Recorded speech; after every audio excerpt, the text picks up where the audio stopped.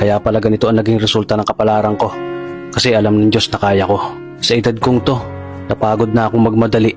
Kaya lahat ng ginagawa ko ngayon, ini-enjoy ko na lang.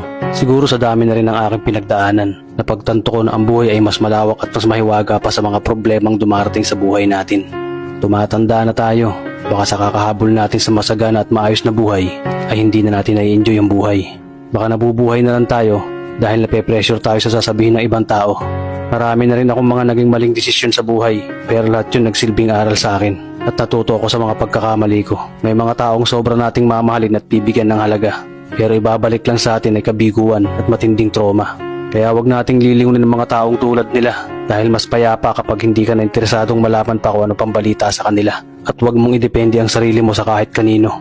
Tandaan mo, kahit sarili mong anino, iiwan ka din nito kapag madilim na ang paligid mo. Kailangan natin matutunan na huwag ikumpara ang sarili natin sa iba, dahil hindi natin laban ang laban nila. Karera mo to, di nila karera. Dahil ang buhay ay hindi naman nasusukat sa kung sino ang mayaman, kundi kung sino ang payapa.